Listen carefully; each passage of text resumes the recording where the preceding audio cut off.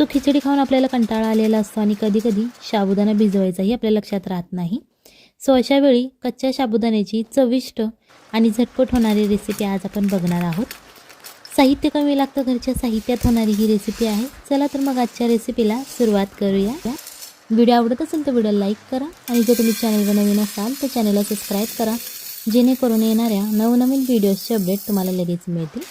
आता ही रेसिपी बनवण्यासाठी आपल्याला सगळ्यात पहिल्यांदा 1 कप कच्चा साबुदाणा घ्यायचा आहे।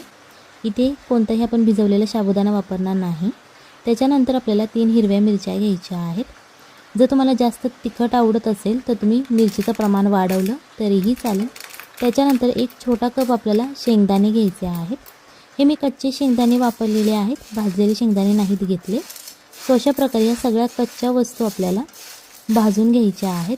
जास्त वेळ लागत नाही भाजण्यासाठी, 3 ते 4 मिनिटे पुरेसे होतात हे भाजण्यासाठी। आपल्याला हे मीडियम आचेवरती भाजून घ्यायचं आहे। तुम्हाला दिसत असेल बघा, मिरचीसुद्धा छान अशी आपली भाजलेली आहे। जेव्हा या मिरचीला असे डाग पडतात तेव्हा समजून जायचं की मिरची आपली भाजलेली आहे। सो हे आपण 3 ते 4 मिनिटासाठी मीडियम ते हाय फ्लेमवर तुम्ही भाजू शकता, फक्त जास्त करपून देऊ नका। जेव्हा आपले शेंगदाणे थोडेसे ब्राऊन होतील तेव्हा आपल्याला गॅस बंद करायचा आहे। आता अशा प्रकारे मिरच्यांना डागसुद्धा पडलेले आहेत आणि शेंगदाणेसुद्धा भाजलेले आहेत। त्याच्यानंतर हे थोडंसं थंड करून घ्यायचं आहे। रूम टेम्परेचरला आपल्याला थंड करायचं आहे।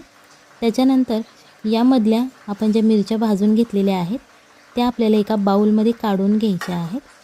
इथे जर तुम्ही लहान मुलांसाठी बनवत असाल तर मिरचीचं प्रमाण कमी ठेवा, जेणेकरून ते आवडीने खातील आणि त्यांना तिखटही लागणार नाही। इथे आपल्याला एक मिक्सरचं भांडं घ्यायचं आहे आणि जे आपण शेंगदाणे आणि साबुदाणा भाजून घेतला होता, थंड करून घेतला। त्याच्यानंतर आता हे आपल्याला मिक्सरचं मोठं भांडं असेल तर तुम्ही सगळं एकदम बारीक करू शकता आणि जर छोटं भांडं असेल तर तुम्हाला थोडं थोडं करून ते बारीक करावं लागेल। अशा प्रकारे आता ही मी पावडर याची बनवून घेतलेली आहे। जर तुम्ही थोडंसं जाडसर बनवलं तरीही चालेल, काहीच प्रॉब्लेम नाही आहे। आता ही जी आपण पावडर तयार केलेली आहे ती एक आपल्याला बाउलमध्ये काढून घ्यायची आहे। ही रेसिपी करायला सोपी आहे, घरच्या साहित्यात होणारी आहे आणि नवरात्रीला उपवास असतात, खिचडी खाऊन आपल्याला कंटाळा आलेला असतो तेव्हा ही रेसिपी आपण बनवू शकतो। त्याच्यानंतर आपल्याला ते परत एकदम मिक्सरचं भांडं घ्यायचं आहे आणि इथे बटाटा घ्यायचा आहे। बारीक चिरून घेऊ शकता किंवा मोठा जाडसर असा चिरून घेतला तरीही चालेल। मग अशी ज्या आपण मिरच्या भाजून घेतल्या होत्या त्या मिरच्या आपल्याला घ्यायच्या आहेत आणि या मिक्सरच्या भांड्यामध्ये अशा प्रकारे तोडून घालायच्या आहेत। त्याच्यानंतर चवीप्रमाणे मीठ घालायचं आहे। इथे तुम्हाला बटाट्याच्या आणि मिरचीच्या चवीप्रमाणेच मीठ घालायचं आहे। त्याच्यानंतर इथे आपल्याला अर्धा चमचा जिरे घालायचे आहेत। जर जिरे तुमच्याकडे उपवासाला चालत नसतील तर तुम्ही इथे स्किप करू शकता, नाही घातले तरीही चालेल।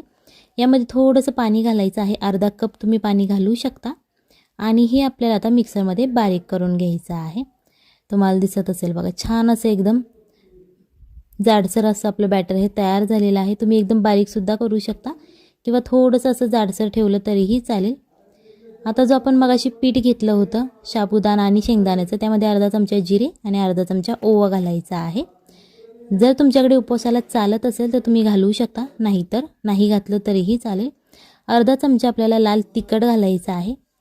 त्याच्यानंतर अर्धा चमचा रेड चिली फ्लेक्स घालायचे आहेत। इथे आपण जे लाल तिखट वापरत आहोत यामध्ये गरम मसाला नाही आहे, फक्त रेड चिली पावडर आहे। चवीप्रमाणे आपल्याला मीठ घालायचं आहे, जेणेकरून साबुदाणा आणि जी आपण शेंगदाण्याची पावडर केलेली आहे त्याची छान अशी आपल्याला टेस्ट लागेल। आता हे सगळे मसाले आपले घालून झालेले आहेत। याच्यानंतर आता हे छान असं मिक्स करून घ्यायचं आहे, एकजीव करायचं आहे। आता यामध्ये पाण्याचं प्रमाण तुम्हाला लक्षात ठेवायची गरज नाही आहे, जास्त काही अवघड रेसिपी नाही ही। पाणी तुम्ही मोजून नाही घातलं तरीही चालेल, फक्त हे पीठ आपल्याला असं घट्ट असं मळून घ्यायचं आहे, एक बॅटर प्रमाणे तयार करायचं आहे। सो त्याच्यासाठी लागेल तेवढं तुम्हाला पाणी यामध्ये तुम्ही घालवू शकता आणि पाण्याची क्वांटिटी कमी जास्त होऊ शकते, तुमच्या साबुदाण्यावरती डिपेंड आहे। जर तुम्ही बारीक घेतला असेल तर पाणी कमी लागेल, जर तुम्ही जाडसर साबुदाणा घेतला असेल तर पाणी तुम्हाला जास्त लागेल। सो इथे पाण्याची क्वांटिटी लक्षात ठेवण्याची गरज नाही, फक्त अशा प्रकारे बॅटर तुम्हाला तयार करून घ्यायचं आहे। तुम्हाला दिसत असेल बघा, अशा प्रकारे मी थोडंसं घट्टसरच असं हे तयार करून घेतलेलं आहे। त्याच्यानंतर इथे आपल्याला थोडीशी कोथिंबीर घालायची आहे, बारीक चिरलेली। जर तुम्ही उपवासाला बनवत असाल आणि कोथिंबीर नसेल चालत तर तुम्ही ही सुद्धा स्किप करू शकता। आणि जर तुम्ही ही रेसिपी उपवासाला नसेल बनवत, असाच नाश्ता करण्यासाठी बनवत असाल, तर तुम्ही यामध्ये कोथिंबीर घालू शकता. घालून झाल्यानंतर थोडंसं मिक्स करायचं आहे आणि याच्यानंतर याच्यावरती झाकण ठेवायचं आहे. 5 ते 10 मिनिटासाठी तुम्ही ठेवू शकता आणि जर तुम्ही खूप घाईत असाल तर 5 मिनिटे ठेवलं तरीही चालेल. अशा प्रकारे आता जे आपण पाणी घातलेलं होतं हे या सगळ्या साबुदाण्याने शोषून घेतलेलं आहे. सो बॅटर हे एकदम कोरडं असं तयार झालेलं आहे. त्याच्यानंतर आपण जी मगाशी पेस्ट तयार करून घेतली होती बटाटा आणि मिरचीची, ती पेस्ट आपल्याला याच्यामध्ये घालून घ्यायची आहे. यामध्ये कधी तुमचा बटाटा जाडसर एकदम राहू शकतो किंवा बारीकसुद्धा होऊ शकतो. ते तुम्ही तुमच्या मिक्सरवरती डिपेंड आहे. सो तुम्ही जाडसरसुद्धा घेऊ शकता आणि एकदम बारीक अशी पेस्ट केली त्याची तरीही चालेल. सो अशा प्रकारे आता हे मिक्स करून झालेलं आहे. याच्यानंतर आपल्याला 1 वाटी दही घ्यायचं आहे. तुमच्या घरात जे अवेलेबल आहे दही तुम्ही ते घेऊ शकता किंवा बाजारातून विकत आणलं तरीही चालेल. त्याच्यानंतर चवीप्रमाणे मीठ घालायचं आणि हे दही थोडंसं आपल्याला फोडून घ्यायचं आहे, जेणेकरून यामध्ये गाठी राहणार नाहीत. अशा प्रकारे आपल्याला हे दही करून घ्यायचं आहे. जर तुमच्याकडे बीटर असेल तुम्ही त्या बीटरने सुद्धा हे बीट केलं, फेटलं थोडंसं तरीही चालेल किंवा असं चमच्याच्या मदतीने फेटलं तरीही चालेल. त्याच्यानंतर आता इथे आपल्याला 1 चमचा तेल घ्यायचं आहे. अर्धा चमचे जिरे घालायचे आहेत फोडणीसाठी आपल्याला. आता हे आपले जिरे घालून झालेले आहे, थोडेसे तडतडून द्यायचे. त्याच्यानंतर कढीपत्ता घालायचा आहे. इथे तुम्ही वाळका कढीपत्तासुद्धा वापरू शकता. जर तुमच्याकडे अवेलेबल नसेल ताजा कढीपत्ता तर तुम्ही वाळका कढीपत्तासुद्धा घेऊ शकता. अर्धा चमचा लाल तिखट घालायचं आहे आणि आता हे थोडंसं तेलामध्ये फ्राय होऊन द्यायचं आहे, जेणेकरून ते आपण जे मसाले घातलेले आहे ते छान असे तेलामध्ये फ्राय होतील. जे आपण मगाशी दही फेटून ठेवलं होतं त्या दह्यामध्येच आपल्याला ही फोडणी घालायची आहे आणि छान अशी थोडीशी तडतडून द्यायची, जेणेकरून दह्यालाही याची खूप छान अशी टेस्ट येते. जरी ते तुम्हाला तेल आवडत नसेल तुम्ही तूप किंवा बटर वापरलं तरीही चालेल. ते तुमच्या आवडीवरती डिपेंड आहे, तुम्हाला तेल वापरायचं आहे की बटर. आता ही जी आपली फोडणी घालून झालेली आहे ती छान अशी मिक्स करून घ्यायची, जेणेकरून याची छान अशी टेस्ट लागते. आता हे आपण साईडला ठेवून घेणार आहोत. इथे आपल्याला एक पॅन घ्यायचा आहे. यामध्ये 1 चमचा तेल घालू शकता किंवा तुम्हाला तूप किंवा बटर आवडत असेल तुम्ही ते वापरलं तरीही चालेल. अशा प्रकारे ते स्प्रेड करून घ्यायचं. त्याच्यानंतर आपण जे मगाशी साबुदाणा, शेंगदाणा आणि बटाट्याचं जे बॅटर बनवलेलं होतं ते अशा प्रकारे चमच्याच्या मदतीने तव्यावरती पसरवून घ्यायचं आहे.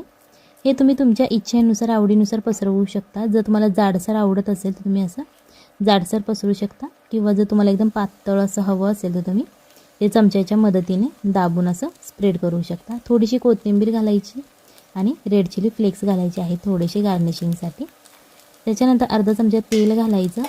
हे तुम्ही झाकून ठेवून सुद्धा शिजवू शकता. जर तुमच्याकडे वेळ खूप कमी असेल तर तुम्ही हे झाकण याच्यावरती ठेवून ते शिजवू शकता. आता हे एका बाजूने क्रिस्पी असं फ्राय झालेलं आहे. सो अशा प्रकारे तुम्ही उलटण्याच्या मदतीने ते दाबून सुद्धा भाजू शकता, जेणेकरून खालची जी त्याची बाजू आहे ती छान अशी क्रिस्पी होईल. अशा प्रकारे हे भाजून घ्यायचं आहे. आता आपण हे पलटी केलेलं आहे आणि हे दुसऱ्या बाजूनेही आपल्याला थोडंसं तेल घालून क्रिस्पी असं फ्राय करून घ्यायचं आहे. जर तुम्हाला तेल आवडत नसेल तर तुम्ही लेस ऑइलसुद्धा बनवू शकता. नॉनस्टिकच्या पॅनवरती तुम्ही थोडंसं तेल टाकून ते बनवणी करून क्रिस्पी होईल. एकदम हाय फ्लेमवरती भाजू नका, नाही तर ते भाजलं जाणार नाही आणि क्रिस्पीसुद्धा होणार नाही, करपलं जाईल ते लगेच. सो अशा प्रकारे हे आपलं तुम्हाला दिसत असेल बघा, दोन्ही बाजूने छान असं क्रिस्पी झालेलं आहे. अशाच प्रकारे ही रेसिपी नक्की घरी ट्राय करा, आपल्या फॅमिलीला खाऊ घाला आणि मग मला कमेंटमध्ये सांगा कशी झाली होती. आता जे आपण मगाशी फोडणीचं दही तयार केलं होतं या दह्याबरोबर आज आपण हे साबुदाण्याचा पराठा खाणार आहोत. जर तुम्हाला दुसरा कोणता सॉस किंवा टोमॅटो सॉस चटणीबरोबर खायचं असेल तुम्ही त्याच्याबरोबरसुद्धा खाऊ शकता. फक्त हे दही एकदा नक्की घरी ट्राय करा, आपल्या फॅमिलीला खाऊ घाला आणि मग मला कमेंटमध्ये सांगा कशी झाली होती. ही तुम्ही रेसिपी उपवासाला बनवू शकता किंवा अशीच नाश्त्यासाठी बनवली तरीही चालेल. आता ही आज आपण दह्यात बुडवून खाणार आहोत. चॅनलवर नवीन असाल तर चॅनलला सबस्क्राईब करा, जेणेकरून येणाऱ्या नवनवीन व्हिडिओचे अपडेट तुम्हाला लगेच मिळतील. चला तर मग भेटूयात पुढच्या रेसिपीमध्ये. तोपर्यंत बाय बाय, टाटा.